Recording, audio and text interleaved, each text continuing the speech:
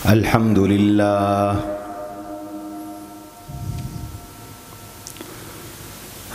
لله نحمده ونستعينه ونستغفره ونؤمن به ونتوكل عليه ونعوذ بالله من شرور أنفسنا ومن سيئات أعمالنا من يهده الله فلا مضل له ومن يضلله فلا هادي له ونشهد أن لا إله إلا الله وحده لا شريك له ونشهد أن سيدنا ومولانا محمدا عبده ورسوله صلى الله تعالى عليه وعلى آله وأصحابه وأزواجه وأتباعه وذرياته أجمعين إلى يوم الدين. أما بعد فأعوذ بالله من الشيطان الرجيم. بسم الله الرحمن الرحيم.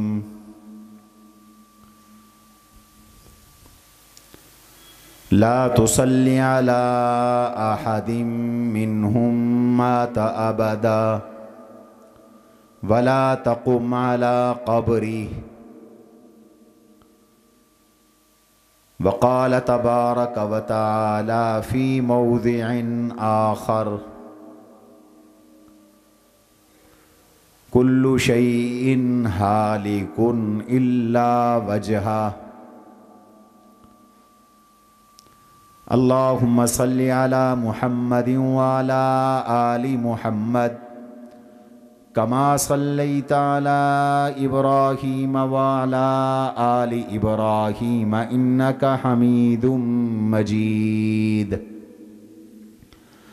اللهم بارك على محمد وعلى آل محمد كما باركت على إبراهيم وعلى آل إبراهيم إنك حميد مجيد.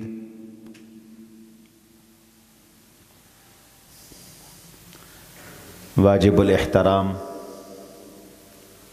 حضرات علماء کرام، عزیزان گرامی، سامعین مکرم،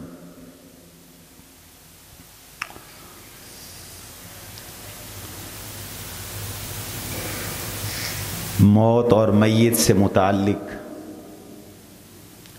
شریعت کی ہدایات کے بارے میں عام طور پر بے خبری ہوتی ہے،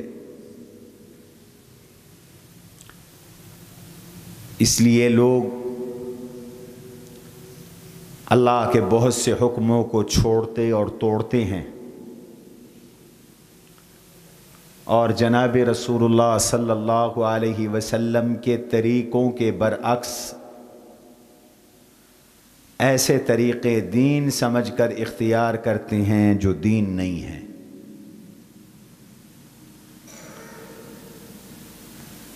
میت کے احکام سے متعلق 4 نشستیں پہلے ہو چکی ہیں، آج 5ویں نشست ہے۔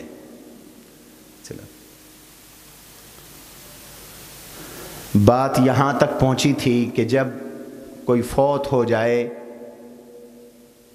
تو اس کے غسل، کفن، دفن اور جنازے کا جلد انتظام کیا جائے، جنازوں میں تاخیر نہ کی جائے۔ جناب رسول اللہ صلی اللہ علیہ وسلم نے جلد جنازے کا حکم دیا۔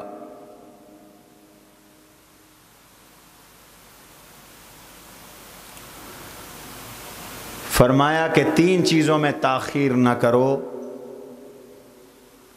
جنازہ جب تیار ہو جائے اس میں تاخیر نہ کرو۔ نماز کا جب وقت مستحب شروع ہو جائے اس میں تاخیر نہ کرو۔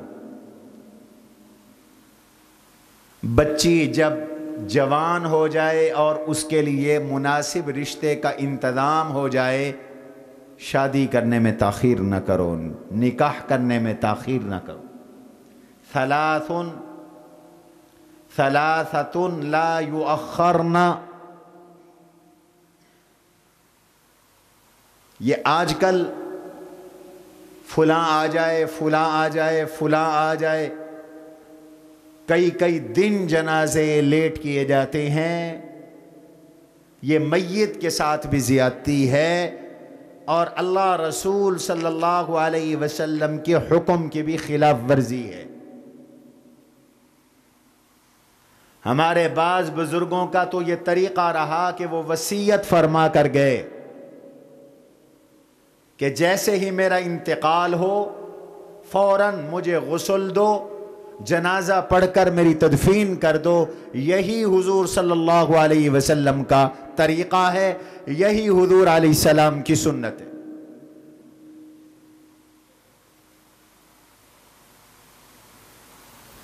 کسی کے انتظار میں جنازے میں تاخیر مناسب نہیں۔ جنازہ نہ صحیح تو دعا کا دروازہ تو کھلا ہے، ایصال ثواب کا دروازہ تو کھلا ہے، قبر پہ حاضری کا دروازہ تو کھلا ہے۔ جنازہ لے جایا جائے اور جنازہ لے جاتے ہوئے حکم ہے کہ جلدی جنازہ لے جایا جائے، لیکن دوڑ نہ لگائی جائے۔ بلا خب کے لفظ آتے ہیں فقہ کی کتابوں میں کہ دوڑ نہ لگائی جائے، لیکن تیز قدم سے جنازہ لے چلو۔ اور امام اعظم ابو حنیفہ رحمہ اللہ فرماتے ہیں جنازے کے پیچھے چلو، اس لیے کہ تم جنازے کو بنا سنوار کر اللہ کے حضور بطور تحفے کے پیش کر رہے ہو، تو تحفہ آگے رکھو اور تم پیچھے چلو۔ جنازے میں جاتے وقت اللہ کا ذکر ضرور کرو، لیکن انفرادی اور سری۔ آج کل اس کا رواج چل پڑا ہے کہ جب جنازے کے ساتھ جا رہے ہوتے ہیں تو ایک آدمی آواز لگاتا ہے کلمہ شہادت، اور سارے زور زور سے کلمہ شہادت شروع کر دیتے ہیں۔ اس کا کوئی ثبوت نہیں ہے۔ ذکر اللہ ضرور کرو، کلمہ شہادت بھی پڑھ سکتے ہو دل کے اندر یا آہستہ آواز سے۔ جن جن مقامات پر جناب رسول اللہ صلی اللہ علیہ وسلم نے اجتماعی ذکر کیا، آپ نے جہری ذکر کیا، ان مقامات پر جہری ذکر کرنے کی اجازت ہے، اور جن مقامات پر تقاضے کے باوجود حضور علیہ السلام نے جہری ذکر نہیں فرمایا وہاں پر نہیں کرنا چاہیے۔ یہ کیا طریقہ ہے؟ کیا حضور نے جنازے نہیں پڑھے؟ صحابہ نے جنازے نہیں پڑھے؟ تابعین نے جنازے نہیں پڑھے؟ دین کو اسی طرح رکھو جس طرح آیا، نہ اس کو گھٹاؤ نہ اس کو بڑھاؤ۔ آج کل ایک بدعت اور رسم اور شروع ہو گئی، اور یہ ہمارے اس بیلٹ میں ہے۔ ایک تو یہ کہ جس کا پہلے میں نے ذکر کیا، وفات ہونے لگے تو چارپائی کے نیچے گندم رکھ دیتے ہیں، یہ بھی غلط۔ اور دوسرا یہ کہ جنازے کے ساتھ روٹیاں پکا کر اور حلوہ اور نہ جانے کیا کیا چیز پکا کر جنازے کے ساتھ لے جایا جاتا ہے اور قبرستان میں تقسیم کیا جاتا ہے، یہ نہایت بری حرکت ہے، بدعت ہے۔ اس لیے کہ قبرستان کھانے پینے کی جگہ نہیں ہے، وہ تو عبرت کی جگہ ہے، صدقہ خیرات کرنے کی جگہ قبرستان نہیں ہے، کھانے پینے کی جگہ قبرستان نہیں ہے۔ حضور علیہ السلام نے قبرستان کے آداب بیان فرمائے، جناب رسول اللہ صلی اللہ علیہ وسلم نے جنازے کے آداب و احکام بیان فرمائے۔ یہ کہیں نہیں ارشاد، نہ کسی فقیہ اور مجتہد کا قول اور نہ صحابہ تابعین کا عمل کہ کھانا بنا کر جنازے کے ساتھ لے جایا جائے، اس کا کوئی ثبوت نہیں ہے۔ اس لیے قرآن کہتا ہے ما آتاکم الرسول فخذوہ وما نہاکم عنہ فانتہوا، جو حضور دیں وہ قبول کرو، اس پہ عمل کرو، اور جس سے حضور علیہ السلام منع کریں اس سے رک جاؤ، ٹھہر جاؤ، اجتناب کرو، باز آ جاؤ۔ اور حضور نے منع کیا ہے کہ دین میں نئی نئی چیزیں پیدا نہ کرو۔ من احدث فی امرنا ھذا ما لیس منہ فہو رد، فرمایا جس نے دین میں نئی بات پیدا کر دی وہ مردود ہے، وہ قابل رد ہے، وہ قبول نہیں ہوگی۔ جنازہ لے جاؤ اور جنازہ اتار کر جنازگاہ میں رکھو، قبرستان ہو یا جنازگاہ ہو۔ آپ علیہ الصلاۃ والسلام نے جنازے کے اترنے سے پہلے بیٹھنے سے منع فرمایا۔ پہلے جنازہ رکھو پھر بیٹھو، چاہے قبرستان ہے چاہے جنازگاہ ہے۔ اب جنازہ پڑھا جائے گا، یاد رکھو جنازے کے صرف 2 فرض ہیں بس۔ جنازے کا پہلا فرض قیام، کھڑے ہو کے جنازہ پڑھو۔ بیٹھ کے جنازہ پڑھنا بغیر عذر کے اس سے جنازہ نہیں ہوگا۔ اگر کوئی کھڑے ہونے پہ قادر نہیں تو وہ کرسی پہ بیٹھ کے جنازہ پڑھ سکتا ہے، بغیر عذر کے کھڑے ہو کر جنازہ پڑھنے سے جنازہ ادا نہیں ہوتا۔ اور جنازے کا دوسرا فرض ہے امام مقتدی سارے اپنی زبان کے ساتھ 4 مرتبہ تکبیر کہیں، اللہ اکبر کہیں، اللہ اکبر۔ تکبیر تحریمہ کے وقت اللہ اکبر کہا، پھر ہاتھ باندھ لیا، اب بغیر ہاتھ اٹھائے 3 دفعہ اور اللہ اکبر، اللہ اکبر، اللہ اکبر، یہ کہنا جنازے کا فرض ہے۔ اگر کوئی جنازے میں شامل ہے لیکن اللہ اکبر نہیں کہتا اس کا جنازہ نہیں ہوگا۔ یہ 4 تکبیریں فرض ہیں، 3 بھی نہیں ہے، 5 بھی نہیں ہے۔ اور جنازے میں سنن ہے، سنتیں ہیں۔ سنت عمل ہے، پہلی تکبیر کے بعد ثنا پڑھو، سبحانک اللہم و بحمدک، پوری ثنا پڑھو، وتعالی جدک۔ اور ایک روایت میں مصنف ابن ابی شیبہ میں یہ لفظ ہیں وجل ثناؤ۔ دوسری تکبیر کے بعد درود پاک پڑھو۔ پہلی تکبیر میں ثنا ہے، اللہ کی تعریف کرنی ہے۔ کبھی کبھی جناب رسول اللہ صلی اللہ علیہ وسلم نے اللہ کی تعریف کے لیے ثنا پڑھی، اور کبھی آپ نے سورہ فاتحہ بھی پڑھ لی، لیکن وہ سنت عمل ہے۔ مقصد ثناء خداوندی ہے۔ فاتحہ پڑھنا جنازے میں فرض واجب نہیں ہے۔ تیسری تکبیر کے بعد میت کے لیے دعائیں ہیں۔ آج افسوس ہے کہ مسلمانوں کو جنازوں کی دعائیں نہیں آتی۔ حضور علیہ السلام نے جنازوں کی دعائیں مانگی، تلقین فرمائی، جامع ترمذی کی ایک دعا معروف ہے، اللہم اغفر لحینا و میتنا و شاہدنا و غائبنا و صغیرنا و کبیرنا و ذکرنا و انثانا، اللہم من احییتہ منا فاحیہ علی الاسلام ومن توفیتہ منا فتوفہ علی الایمان۔ یہ مشہور دعا ہے، مرد کے لیے بھی عورت کے لیے بھی۔ جناب رسول اللہ صلی اللہ علیہ وسلم نے اس دعا کے علاوہ بھی دعائیں جنازے میں مانگی ہیں، بڑی ہیں۔ اللہم اغفر لہو، یا اللہ اس کو بخش دے، یہ دعا ہے کہ نہیں ہے؟ میں معنی بھی ساتھ ساتھ کر رہا ہوں۔ اللہم اغفر لہو ورحم ہو، یا اللہ اس پہ رحم کر دے، دعا ہے کہ نہیں ہے؟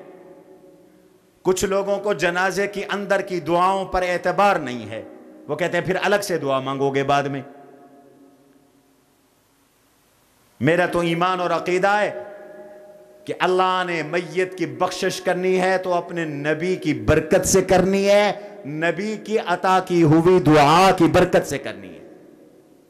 اور حضور نے یہ دعائیں جنازے میں مانگی، اللہم باعد بینہ و بین خطایاہ کما باعدت بین المشرق والمغرب، یا اللہ اس کے درمیان اور اس کے گناہوں میں ایسے دوری کر دے جیسے مشرق و مغرب میں دوری ہے، وَنَقِّهُ مِنَ الذُّنُوبِ وَالْخَطَايَا كَمَا يُنَقَّ الثَّوْبُ الْأَبْيَضُ مِنَ الدَّنَسِ، یا اللہ اس میت کو گناہوں سے، گناہوں کی میل و کچیل سے، دانستہ اور بھول کے کیے ہوئے گناہوں سے ایسے پاک و صاف کر دے جیسے میلے کپڑے کو دھو کر اجلا کیا جاتا ہے، صاف و ستھرا کیا جاتا ہے۔ یا اللہ اس مرنے والے کو گناہوں سے ایسے پاک کر دے۔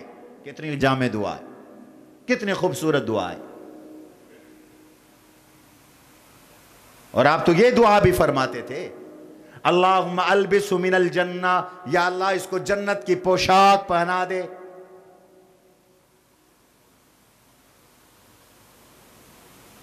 اللہم البس من الجنہ وفرش لہو من الجنہ، یا اللہ اس کا جنت کا بستر بنا دے، قبر میں اس کو جنت کا بستر عطا فرما دے۔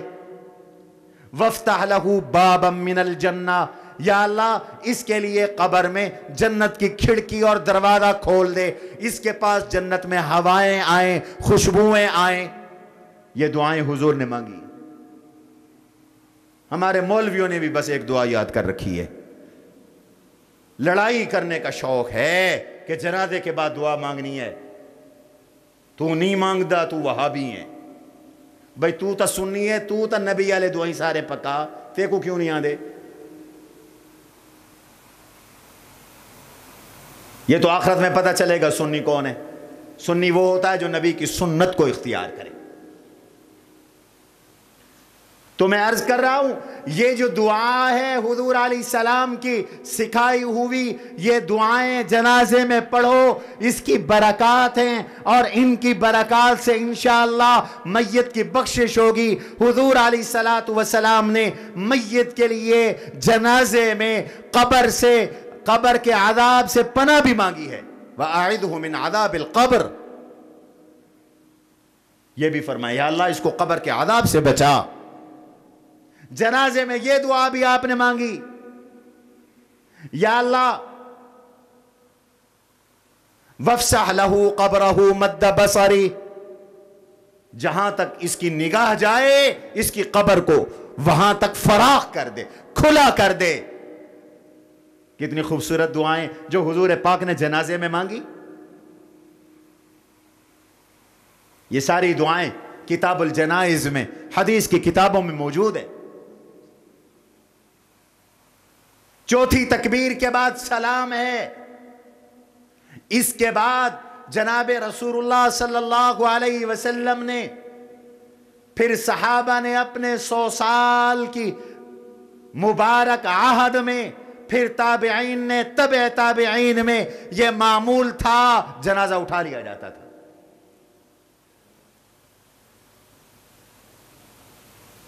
جنازے کے بعد ہاتھ اٹھا کے دعا مانگنا قرون اولا سے اس کی ایک مثال نہیں ملتی. ہم روز حدیث پڑھتے پڑھاتے ہیں, احادیث میں دعائیں بھی مذکور ہیں. جنازے کے اندر کی دعائیں جو میں نے آپ کو سنائی حدیث میں موجود ہیں. اگر جنازے کے بعد بھی حضور نے دعا مانگی ہوتی تو دعا حدیث میں موجود ہوتی, تذکرہ موجود ہوتا. ہم تو کہتے ہیں کوئی آ کر ہماری اصلاح کر دے, کوئی حوالہ لائے ہمیں دکھا دے کہ مولوی صاحب یہ دیکھو فلاں صحابی کا جنازہ تھا اور حضور نے جنازے کے بعد ہاتھ اٹھا کر یہ دعا مانگی تھی, جنازے کے بعد یہ دعا مانگی تھی. کوئی ایک حدیث سے صحیح لے آئے, ہم قبول کرنے کے لیے تیار ہے. خدا کی قسم ہماری کوئی ضد نہیں, ہم تو حضور علیہ السلام کی سنت کے پابند ہیں. ہمیں تو اللہ نے حکم دیا نبی کی پیروی کرو. اللہ کے نبی نے فرمایا نیا کام کوئی نہ کرنا, میری سنت کی اتباع کرنا. اگر سنت مل جائے تو سبحان اللہ. ہم حنفی ہیں, نور الایضاح ہم نے پڑھی, قدوری ہم نے پڑھی, منیت المسلی پڑھائی جاتی تھی, کنز الدقائق اور ہدایہ شرح وقایہ, ہدایہ شریف, اور اوپر فتاوی کی کتابیں اور فقہ کی بڑی کتابیں, البحر الرائق, تبیین الحقائق,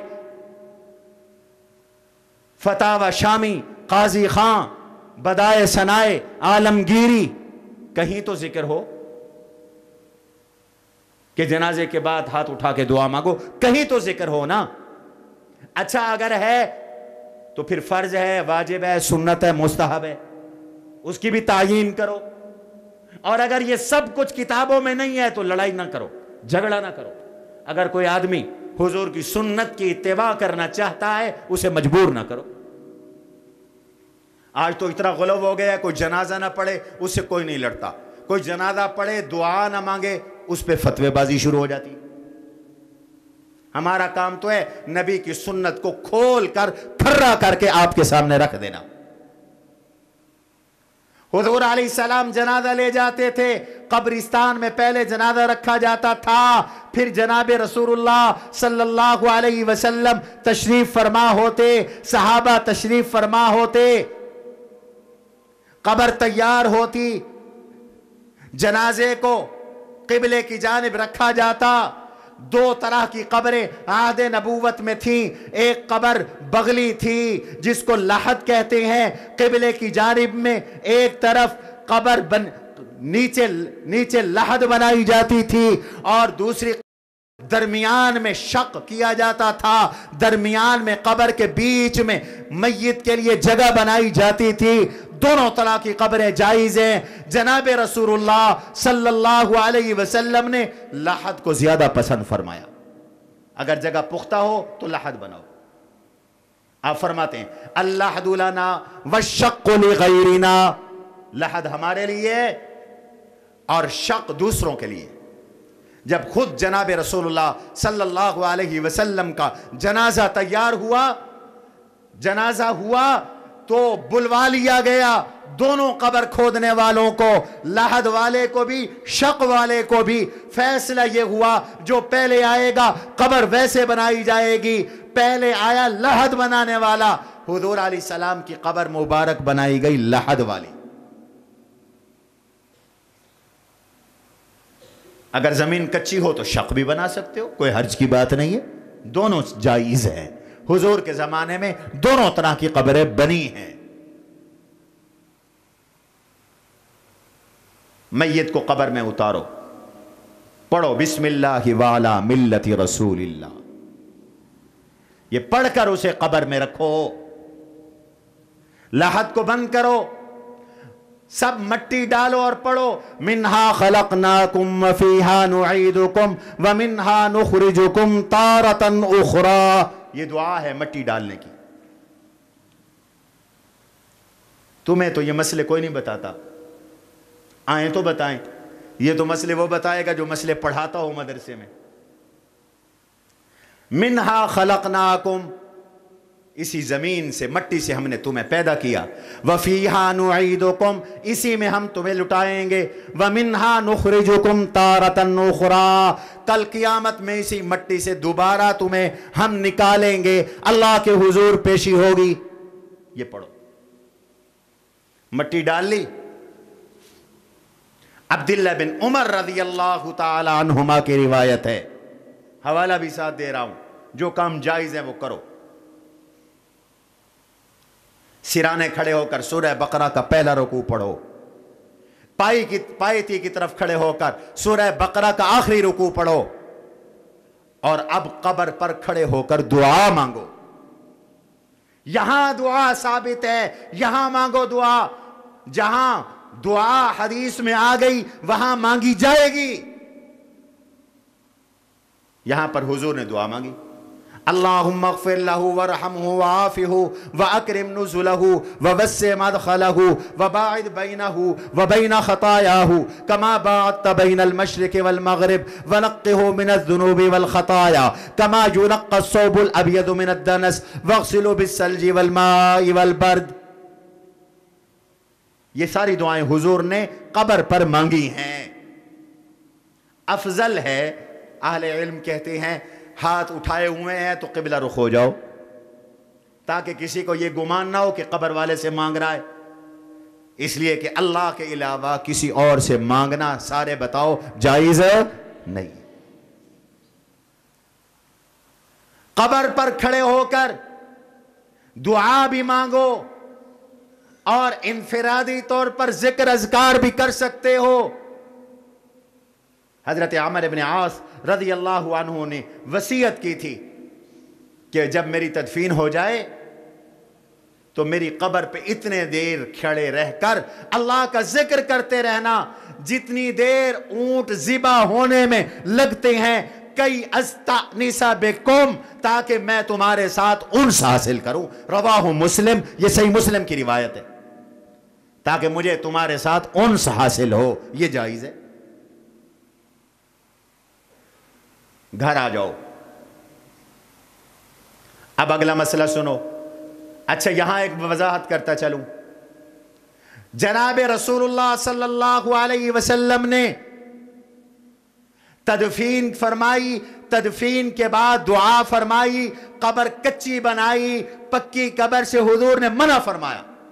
نہا رسول اللہ صلی اللہ علیہ وسلم ان یجسس القبور, حضور نے منع کیا کہ پکی قبر بنائی جائے. اینٹ والی, پکی اینٹ والی قبر بنانے کی اجازت نہیں ہے. قبروں کو کچا رکھو, زمین سے ایک بالش سے اوپر نہ لے جاؤ. حضور نے حکم دیا قبر اونچی بھی نہ بناؤ, قبر پر عمارت بھی نہ بناؤ, منع کیا حضور. حضرت علی رضی اللہ عنہ ارشاد فرماتے ہیں, شیر خدا مولا علی کا ارشاد, مجھے حضور علیہ السلام نے بھیجا, جاؤ جو قبر زمین سے اونچی دیکھو, جس قبر پہ عمارت دیکھو اس کو ڈھا دو. حضرت علی فرماتے مجھے حضور نے بھیجا, حوالہ دکھا سکتا ہوں, اس قبر کو جا کر برابر کر دو. الا سویتہ, حدیث میں لفظ ہے, اس کو زمین کے برابر کر دو. باقی رہا حضور کا معاملہ, وہ الگ ہے. حضور روزہ اطہر میں ہے, آپ کا روزہ اطہر قیامت تک رہے گا, وہ معاملہ الگ ہے. اس لیے کہ حضور علیہ السلام نے فرمایا تھا مجھے وہاں دفن کرنا, نبی وہاں دفن ہوتے ہیں جہاں ان کی وفات ہو, اور میرے آقا کی وفات حجرہ عائشہ میں ہوئی, عمارت میں ہوئی, بلڈنگ میں ہوئی, لہذا آپ کی قبر بھی بلڈنگ میں بنی, عمارت میں بنی. حضور کی خصوصیات ہیں. اللہ کے نبی کا جنازہ بھی اس طرح نہیں ہوا جیسے میرے اور آپ کا جنازہ ہے. اللہ کے نبی کا مزار مبارک, قبر مبارک بھی اس طرح نہیں بنی جیسی میری اور آپ کی قبر بننی ہے. اللہ کے نبی کے لیے احکام, بعض احکام اللہ نے الگ کر دیے ہیں, امت کے لیے الگ ہے. کیوں بھائی, کتنی شادیوں کی اجازت ہے تمہیں ہمیں؟ بولو, کراہے نا مت گھر شکایت آوانی, اجازت تو ہے نا 4 کی. سمجھ میں آئیے کہ نہیں؟ لیکن حضور علیہ السلام نے کتنی کی شادیاں پتہ ہے؟ کتنی کی؟ 11. ایک وقت میں 9 بیویاں تھیں آپ کے نکاح میں. حضور کی خصوصیت ہے, امت کے لیے جائز نہیں. ہم میں سے کوئی فوت ہو جائے اس کی بیوہ کو عدت کے بعد 4 مہینے 10 دن، اور اگر حاملہ ہے تو وضع حمل کے بعد بچے کے جن جانے کے بعد آگے نکاح کرنے کا حکم ہے۔ اگر وہ شادی کے قابل ہے نکاح کرے، ترغیب دی گئی۔ وَأَنْكِحُوا الْأَيَامَ مِنْكُمْ وَالصَّالِحِينَ، قرآن نے کہا ان کا نکاح کر دو، شادیاں کر دو۔ لیکن پیغمبر کی بیویوں کے بارے میں اللہ کا حکم آ گیا، قرآن آ گیا، وَلَا أَن تَنْكِحُوا مِن بَعْدِهِ أَزْوَاجًا أَبَدًا، کہ نبی کے بعد نبی کی بیویوں کی کبھی بھی شادی جائز نہیں ہے۔ ایسے ہی حضور کا مزار عمارت میں ہے، گنبد خضرا میں ہے، وہ ایسے ہی رہے گا۔ کسی کو اس گنبد خضرا کی گرانے کی اجازت بھی امت نہیں دے سکتی۔ گرانے لگے تھے جب سعودیوں کی حکومت آئی۔ میں سلام پیش کرتا ہوں دیوبند کے اکابر کو، علامہ شبیر احمد عثمانی نور اللہ مرقدہ، پوری دنیا سے شاہ عبداللذیذ نے علماء بنائے مشورے کے لیے کہ یہ ہم گنبد خضرا اور عمارت گرا دیں، چونکہ حضور علیہ السلام نے قبریں پکی بنانے سے، عمارتیں بنانے سے منع کیا، تو سعودیہ کے سارے مولوی اس حق میں تھے، گرا دو۔ مولانا شبیر احمد عثمانی دیوبند کا شیخ الحدیث کھڑا ہوا، اس نے وہ استدلال پیش کیا جو ابھی میں نے آپ کے سامنے پیش کیا، یہ بات فرمائی، ارشاد فرمایا کہ حضور علیہ السلام کی تو تدفین بھی نص کے ساتھ، حضور کی حدیث کے ساتھ عمارت میں ہوئی، لہذا پیغمبر کے روضہ اطہر کو گرانا جائز نہیں ہے۔ حضور کا حکم تھا کہ مجھے وہیں دفن کرنا جہاں میری وفات ہو، صحابہ نے وہیں دفن کیا، عمارت میں۔ عمارت ابو بکر نے نہیں گرائی، عمر نے نہیں گرائی، عثمان نے نہیں گرائی، علی نے نہیں گرائی، صحابہ نے نہیں گرائی۔ گویا صحابہ کا اجماع ہو گیا کہ حضور کی قبر عمارت میں رہے گی، کمرے میں رہے گی۔ حضور کے لیے حکم یہی ہوگا، باقیوں کی گرا سکتے ہو، رسول اللہ کی روضہ اطہر سے گنبد خضرا کو نہیں گرا سکتے۔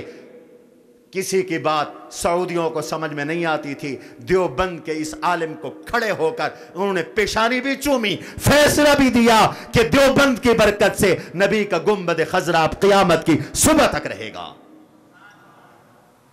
لوگ کہتے ہیں عاشق نہیں ہے، یہ وہابیوں نے گرا دینا تھا۔ یہ اگر روضہ اطہر پر عمارت بچی ہے تو دیوبند کے عالم کی برکت سے بچی ہے، شیخ الاسلام علامہ شبیر احمد عثمانی رحمہ اللہ کی برکت سے بچی ہے۔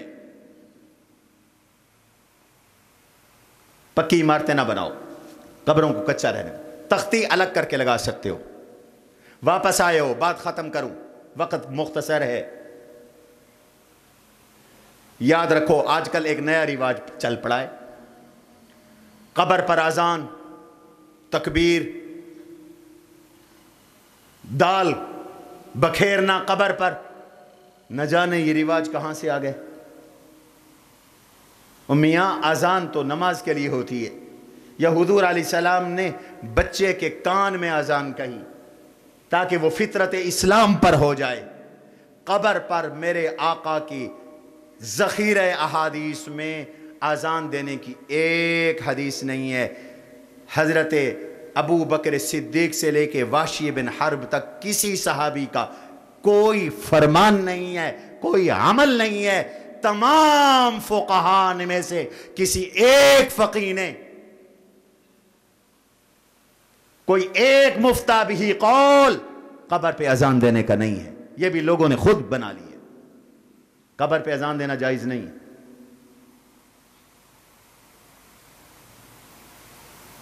واپس آتے ہیں، اب ایک نیا رواج یہ چل پڑا، میت والوں کے گھر کھانا کھانا ہے۔ اور خدا کا خوف کرو بھائی، کھانا اپنے گھر سے جا کے کھاؤ۔ جہاں تک میت والوں کی دعوت بنانا یا کھلانا، صاف صاف فقہاء احناف نے اس کو مکروہ کہا، بدعت کہا، ناجائز ہے۔ ہمارے بزرگ تو تعزیت کے لیے جاتے تھے، پانی نہیں پیتے تھے، چہ جائے کہ وہاں جا کے بیٹھ جاؤ کھانا کھانے کے لیے۔ شریعت میں کوئی تکلف نہیں ہے، الٹا حکم ہے کہ میت والے غم میں ہیں، ان کے اقارب اور اہل محلہ کھانے کا ان کے لیے انتظام کریں، میت والوں کے لیے اور ان کے بیرونی مہمانوں کے لیے، اپنے شہر والوں کے لیے نہیں، گھر والوں کے لیے نہیں، گھر کے ساتھ رہنے والوں کے لیے نہیں۔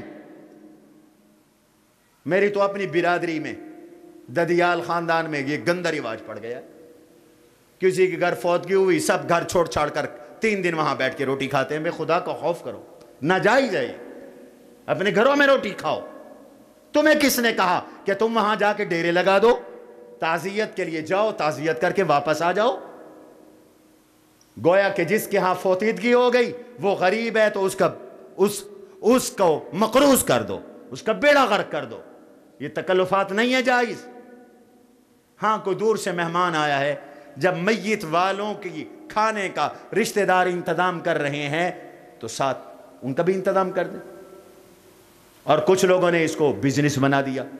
ہمارے اس خطے میں روٹی کے نام پر پیسے دیے جاتے ہیں، یہ بھی جائز نہیں ہے۔ صرف اتنا ثبوت ہے، حضرت جعفر طیار رضی اللہ عنہ غزوہ موتہ میں شہید ہو گئے، گھر والے بہت غمگین تھے۔ میرے آقا نے ارشاد فرمایا تھا، اصنعوا لآل جعفر طعاما، آل جعفر کے لیے کھانا بنا لو، اس لیے کہ ان پر وہ صدمہ آ گیا جس نے ان کو مشغول کر دیا۔ اس وجہ سے علماء کہتے ہیں مستحب اور سنت ہے آل میت کے کھانے کا انتظام کر لو۔ بس یہی ایک حقیقت ہے، اور وہ بھی ایک دن ایک رات۔ بعض علماء نے کہا، بعض نے 3 دن 3 راتوں کی گنجائش تھی بس۔ اور اگر ضرورت پڑ گئی گھر میں تو چولہے میں آگ جلانا، یہ جو مشہور ہے کہ 3 دن تک میت والوں کے گھر میں چولہے میں آگ نہ جلے، یہ غلط ہے، یہ کوئی شریعت کا حکم نہیں ہے۔ انہوں نے بچے کا دودھ گرم کرنا ہے کر لیں، کوئی منع نہیں ہے۔ یہ مسئلے پہلے کبھی تم نے سنے، لیکن ہمارا فرض بنتا ہے ہم آپ کو یہ مسئلے بتلائیں۔ اب وقت کم رہ گئے، آخری مسئلہ، چونکہ بس 5 قسطیں ہو گئی ہیں، میں اس کو آگے نہیں لے جانا چاہتا۔ یار یہ پنکھا بھی چلا دو، گرمیاں یکدم آ گئی۔ اب ذرا توجہ رہے، اب آخری مسئلہ وہ بھی بیان کر دوں، مسئلے تو اور بھی بہت سے۔ کھانے کا مسئلہ میں نے بیان کر دیا، اب مسئلہ ہے ایصال ثواب کا۔ مرنے والا مر گیا، اس کو ثواب پہنچتا ہے کہ نہیں پہنچتا؟ اس کو ثواب پہنچانا جائز ہے کہ نہیں؟ جائز ہے تو کیسے جائز ہے؟ یاد رکھیے، اہل سنت والجماعت، حنفی، حنبلی، شافعی، مالکی، تمام اہل سنت والجماعت کا اس پر اتفاق ہے کہ ایصال ثواب ثابت ہے، جائز ہے۔ کیا معنی ایصال ثواب کا؟ کہ تم اپنا کوئی نیک عمل کر کے اس کا ثواب میت کو پہنچا دو، یہ جائز ہے، ثابت ہے۔ پھر ایصال ثواب 2 قسم پر ہے، ایک بدنی ہے، ایک مالی ہے۔ اس پر تو سب کا اتفاق ہے کہ مالی ایصال ثواب ثابت ہے۔ مالی ایصال ثواب کیا ہے؟ آپ نے مال اپنا اللہ کی راہ میں خرچ کیا اور اس کا ثواب میت کو پہنچایا، مسجد بنوا دی، مدرسہ بنوا دیا، کنواں کھدوا دیا۔ آپ نے اپنی کوئی زمین اپنے کسی بڑے کے نام پر وقف کر دی، کسی دینی مقصد کے لیے اس کو مختص کر دیا، وقف کر دیا، اس پہ تو سب کا اتفاق ہے۔ بدنی ایصال ثواب، قرآن پاک پڑھو اس کا ثواب پہنچاؤ، نوافل پڑھو اس کا ثواب پہنچاؤ، کلمہ طیبہ پڑھو اس کا ثواب پہنچاؤ، درود پاک پڑھو اس کا ثواب پہنچاؤ۔ ہمارے امام اعظم ابو حنیفہ رحمت اللہ تعالی علیہ کے نزدیک یہ بھی جائز ہے، یہ بھی ثابت ہے۔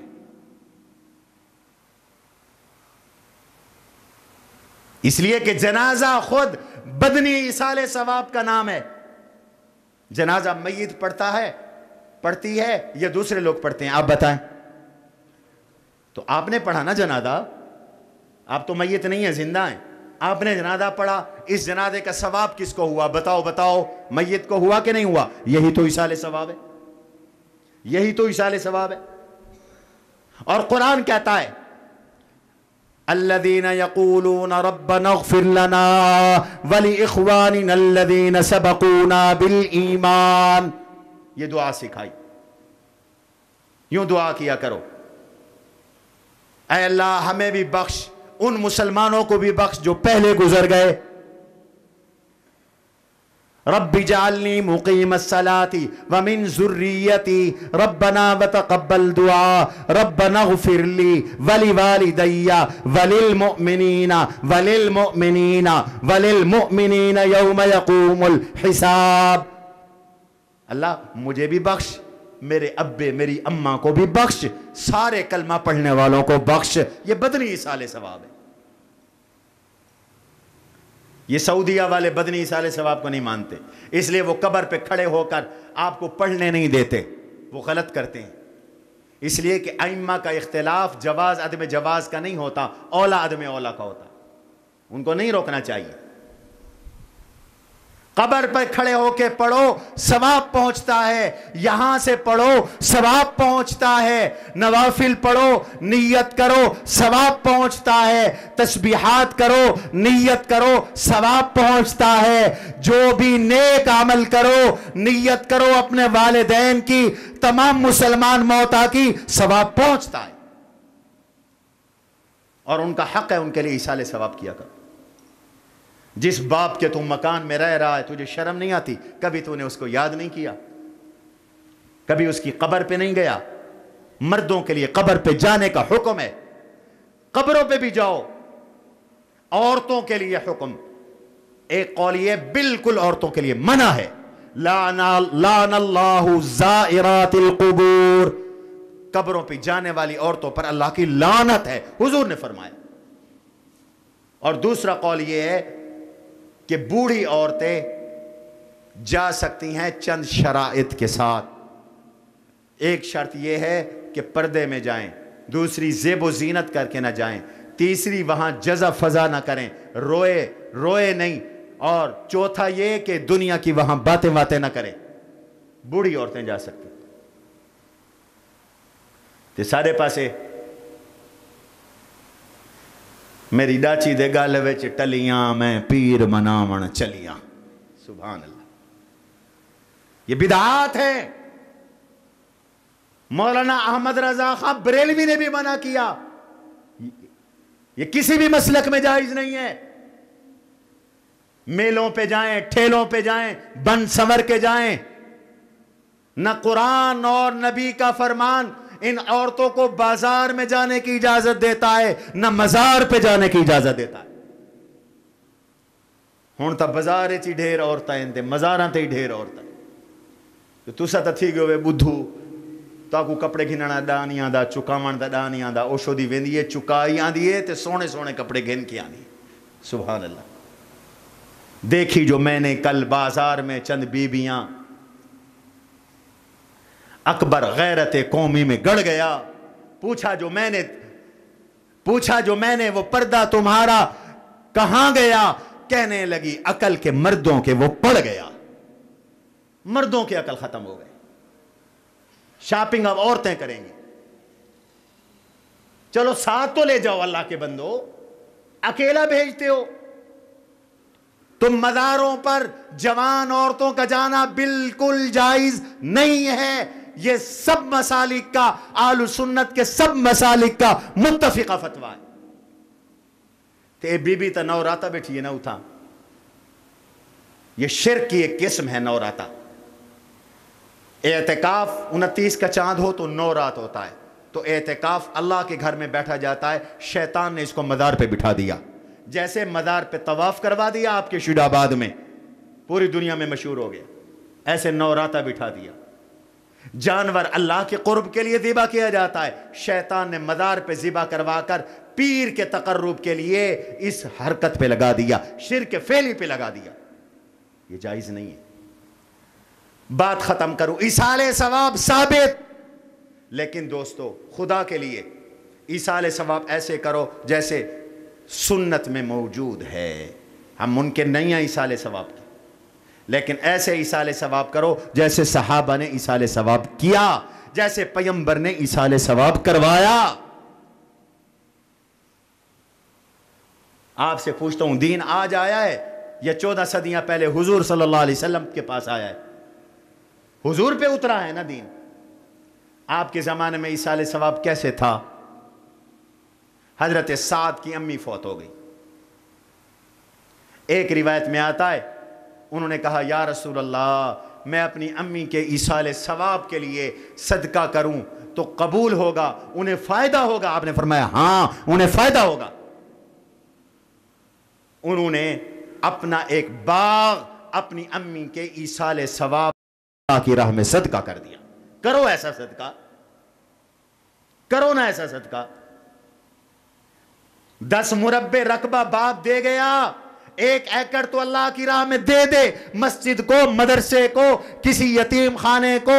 جب تک اس کی آمدنی آتی رہے گی میرے بابے کو ثواب ملتا رہے گا. یہ سنت عمل ہے، صحابہ سے حضور نے یہ کرایا. اللہ کی قسم یہ جائز ہے. کریں سنے وے ذمہ دار ایویں کریں دے ہوں. سنت والا عمل ہمیں پسند ہی نہیں.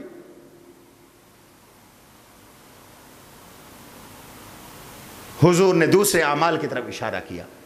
زندگی میں کرو تو مرنے کے بعد نفع پہنچتا ہے، کوئی دوسرا کرے گا تو پھر بھی نفع پہنچے گا. ان مما یلحق المؤمن، مومن کو جو چیز ملتی ہے اس کے مرنے کے بعد وہ کیا ہے؟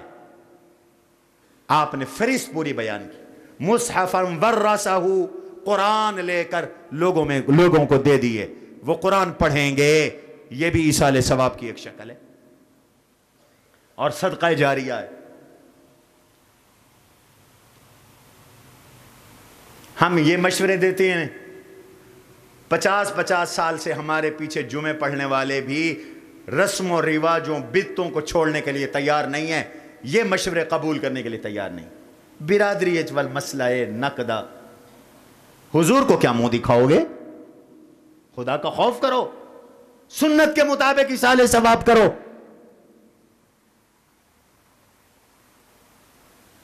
ایک میرا جمعے کا نمازی، اس کی بیوی فوت ہو گئی، میرے پاس آیا. ان دنوں ہمارا دورہ تفسیر شروع تھا. کہنے لگا مولانا وقت دے دیں، خیرات ہے میری بیوی کی، بیان کے لیے، دعا کے لیے. میں نے کہا میاں اس طرح ایصال ثواب حضور کے زمانے میں نہیں تھا. میں تجھے مشورہ دیتا ہوں، بچے تفسیر پڑھنے کے لیے آئے ہوئے ہیں، قرآن اتنے کا ملتا ہے، اس کا اتنا ہدیہ ہے، لے کر ان بچوں کو دے دو. جب تک یہ قرآن پڑھیں گے پھر آگے پڑھائیں گے، درس قرآن دیں گے، تمہاری امی کو ثواب پہنچتا رہے گا. ہم تو یہ مشورہ دیتے. میرے شرم و حیا میں 5-7 قرآن پاک وہ لے کے دے گیا، لیکن عمل وہی کیا جس کے لیے آیا تھا. میں اگرچہ نہیں گیا. یہ ٹھیک نہیں. حضور نے فرمایا قرآن لے کے دے دو، جب تک لوگ قرآن پڑھیں گے ثواب ملے گا. یہ صورت سمجھ میں آتی ہے کہ نہیں آتی؟ کتنا خوبصورت طریقہ. ہمارے ایک بزرگ تھے مولانا محمد اشرف صاحب رحمۃ اللہ علیہ. انہوں نے ایک بات مجھے بتلائی، آپ کو سناتا ہوں. اگرچہ وقت اوپر ہو گیا ہے لیکن یہ مسئلے روز روز بیان نہیں ہوتے، مولوی بیان کرتے کوئی نہیں، اس لیے یہ کڑوا مسئلہ سن لو. میں چونکہ تنخواہ کا نہیں گندا جمعے دی، فیس کا نہیں گندا، ان واسطے میرے کو ڈر کا نہیں جو تسا ناراض تھی ویسو. ہو سی لوگوں کو ڈر، میرے کو کٹ چھوڑے سے مسیح تھی چو، میرے کو تو الحمدللہ کوئی ڈر کا نہیں، نہ میرے واسطے مسیحیں دی کمی ہے. وہ فرماتے تھے میں قرآن حفظ کرتا تھا کہروڑ پکا کے ایک مدرسے میں. ایک ذمہ دار کی والدہ فوت ہو گئی، وہ مدرسے میں آیا، 8-10 قرآن پاک لے کے آیا. اس نے کہا جو حفظ کرنے والے بچے ہیں یہ میرے قرآن ان کو دے دو، میری اماں کو ثواب پہنچ جائے. میرے استاد نے ایک قرآن پاک مجھے دے دیا. وہ فرماتے تھے میں نے اس قرآن پر قرآن حفظ کیا.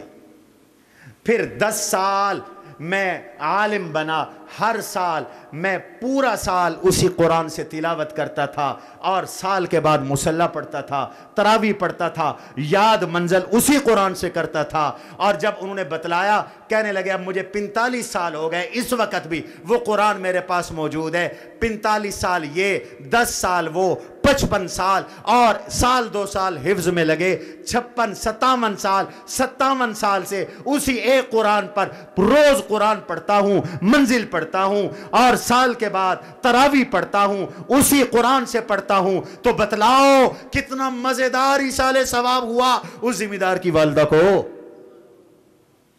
مزہ آیا کہ نہ آیا؟ اس طرح کرو ایصال ثواب، تھوڑا تھوڑا آگے ہو جاؤ، آگے ہو جاؤ، تھوڑا تھوڑا اس طرح کرو ایصال ثواب۔ دوسری چیز حضور علیہ السلام نے جو سکھلائی بتلائی ایصال ثواب کے لیے، فرمایا او مسجدن بنا ہو، مسجد بنا دو، زندگی میں بنا دو، ثواب پہنچتا رہے گا۔ کوئی تمہارے مرنے کے بعد تمہارا کوئی وارث مسجد بنا دے، ثواب ملتا رہے گا۔ پوری نہ بنا سکو تو حصہ ملا دو، ماشاءاللہ جیسے آپ ملاتے ہیں۔ یہ ساری مسجدیں تو ایسے ہی بنتی ہیں نا، آپ لوگ ہی بنواتے ہیں، یہ جائز صورت ہے۔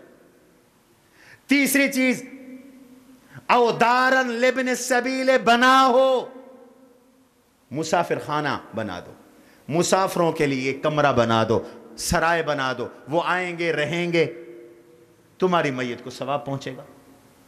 اسی طرح ایک صورت یہ بھی ہے، پہلے زمانے میں مسافر خانے ہوتے تھے، اس زمانے میں اس کی بہترین عملی تعبیر یہ ہے، مدرسے میں کمرہ بنا دو، مسافر طالب علم ہوتے، ایک پڑھ کے چلا جائے گا، دوسرا آئے گا، وہ پڑھ کے چلا جائے گا رہے گا، تیسرا آ جائے گا، پتہ نہیں کتنے بچے حافظ عالم بنیں گے، مسافر یہاں رہیں گے۔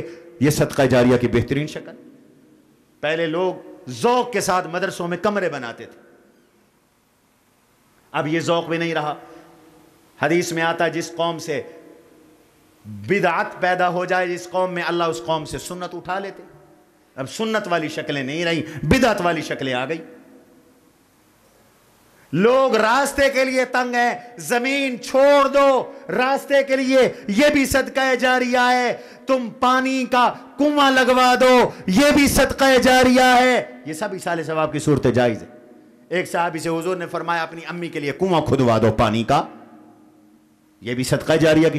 آج بھی اہل عرب، آج بھی وہ جو ایصال ثواب کرتے ہیں، پتہ کیا کرتے ہیں؟ یا مسجد بنواتے ہیں یا کنواں لگواتے ہیں۔ یہاں پاکستان میں بھی کئی جگہ پر انہوں نے پمپ لگوائے، پھٹیاں لگی ہوتی ہیں عربی کے اندر، یہ ان کے ایصال ثواب کی ہوتی۔ اور تم کیسے ایصال ثواب کرتے ہو؟ ماشاءاللہ جتنے غریب، مسکین، یتیم، فقیر، سویر دیے شام دی کہنی، شام دیے سویر دی کہنی، ایم این اے صاحب، ایم پی اے صاحب، ایس پی صاحب، ڈی سی صاحب، کمشنر صاحب، ملک صاحب، چودھری صاحب، ان کی دعوت کی، روٹی پکا کر ان کو کھلا دی۔ میاں یہ ایصال ثواب نہیں ہے، معاف رکھنا، یہ دکھلاوا ہے۔ ایصال ثواب کے لیے یاد رکھو، 2 اصول یاد رکھ لو۔ ذمہ دار آدمی ہوں، ذمہ داری کے ساتھ کہہ رہا ہوں، 2 اصول ایصال ثواب کے لیے یاد رکھ لو۔ پورے قرون اولیٰ میں نہ اجتماعی ایصال ثواب ہوا، کوئی اجتماعی ایصال ثواب ہوا، نہ دن متعین ہوا، نہ طریقہ متعین ہوا۔ اب لوگوں نے دن بھی متعین کر دیے کہ ایصال ثواب تیسرے دن، دوسرے دن کیوں نہیں؟ اس کو 3 دن کیوں انتظار کروایا میت کو؟ آج ہی کرو نا۔ اجتماعی بھی نہیں تھا کہ کھانا بنا کر سب کو کھلایا جاتا، اس کی ایک مثال نہیں ملتی۔ اگر کوئی پیش کر دے میں ماننے کے لیے تیار ہوں۔ یہ تمہاری کل خانیاں، یہ جو تمہارے چہلم، یہ تمہارا تیجا، یہ تمہارا ساتواں، یہ تمہاری جمعرات، یہ سال کے بعد برسی، ایک تو تم نے وقت متعین کیا اور شریعت نے نماز کا وقت متعین کیا ہے، روزے کا وقت متعین کیا ہے، قرآن و حدیث میں موجود ہے۔ اگر ایصال ثواب کا وقت متعین ہوتا، قرآن و حدیث میں موجود ہوتا، دکھاؤ نا ہمیں، کہاں ہے؟ بھائی وقت متعین نہیں ہے، جب توفیق ہو ایصال ثواب کرو، اور صدقہ غریبوں کے لیے ہوتا ہے، امیروں کے لیے نہیں ہوتا۔ کسی غریب کے گھر دانے ڈلوا دو، بشک کھانا بنا کر غریبوں کو کھلا دو، لیکن اہتمام نہ کرو، اعلان نہ کرو، یہ اجتماعی ایصال ثواب جائز نہیں ہے۔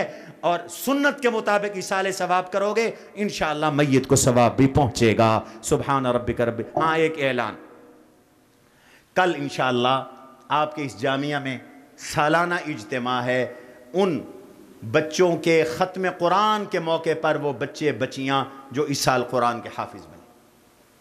تم ایک ختم کرتے ہو، دعا کرتے ہو، دعا قبول ہوگی، ایک کرواتے ہو، دعا کرتے ہو، دعا قبول ہوگی۔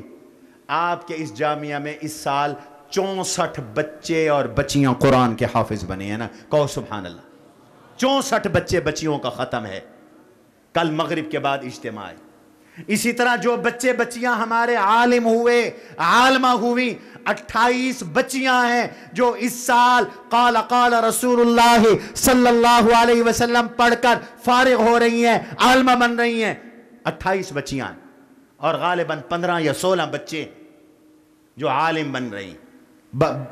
ان کا آخری سبق ہے، بخاری شریف کی آخری حدیث کا درس ہے، قرآن کا بھی ختم ہے، حدیث پاک کی کتاب کا بھی ختم ہے۔ مبارک اجتماع ہے، سب نے آنا ہے اور دوسروں کو بھی دعوت دینی ہے۔